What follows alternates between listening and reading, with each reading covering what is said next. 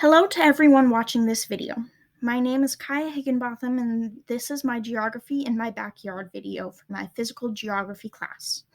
Today we are going to be exploring some geographical processes in one of the natural areas of San Antonio, Texas. Thank you for tuning in, and without further ado, let's dive into things.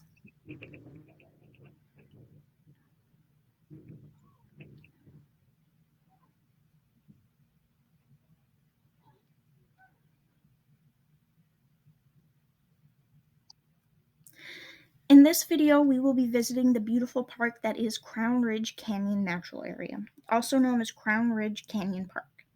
This natural area is located in San Antonio, Texas, and is comprised of 200 acres of preserved land. So, a lot of space to observe natural processes. The majority of the processes we will be observing in this video will be related to weathering and erosion, as that is the majority of what I could find at this location and identify taking place in the park. So, let's take a look. What we are looking at right now is an overhead view of Crown Ridge Canyon Park. In purple is the path that I walked, which is where the pictures that I will be showing you today come from.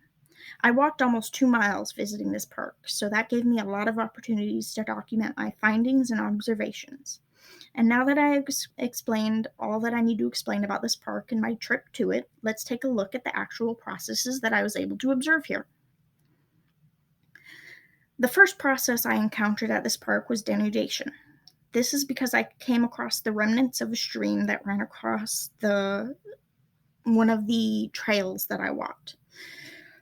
We'll get more into the details of the stream here in a bit, but for now I want to focus on the process of denudation. Basically, denudation is the lowering of the ground below us, as our textbook describes. As you can see here, there are a few examples of denudation caused by the stream that was formerly there.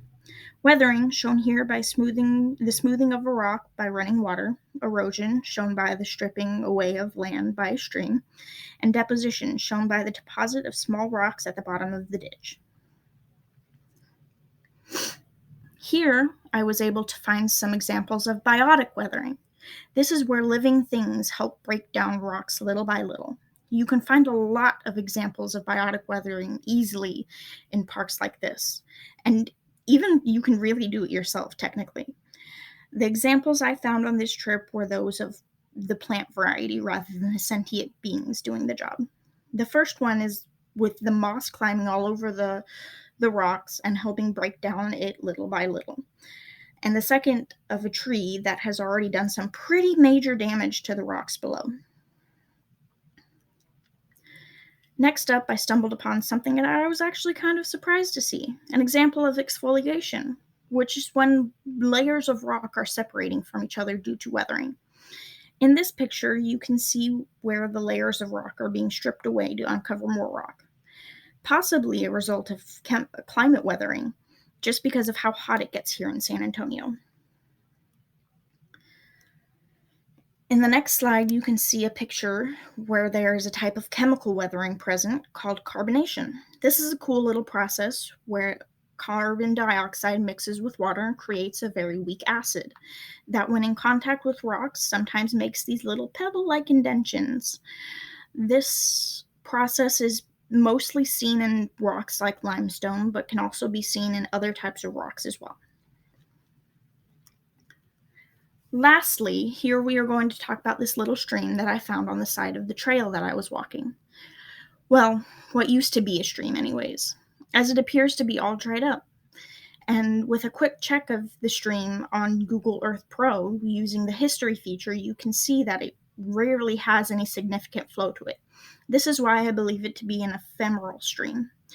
That's when the stream only forms after precipitation events like heavy rains, and then they dry up, leaving only the erosion it caused as the only sign it was there. And that is the end of my findings at Crown Ridge Canyon Park. It was a lot of fun to go out and take pictures at this park and try to identify things that were there going on. And it was definitely a beautiful park that I would recommend going to if you're in the San Antonio area. Anyways, I hope that was interesting enough, and that if it wasn't just my professor that's watching this video, maybe you learned something new. Thank you so much for taking the time out of your day to watch.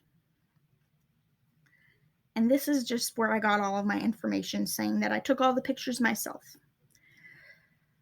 Well, with nothing else to say, I bid you farewell and hope you have a great day. Thank you.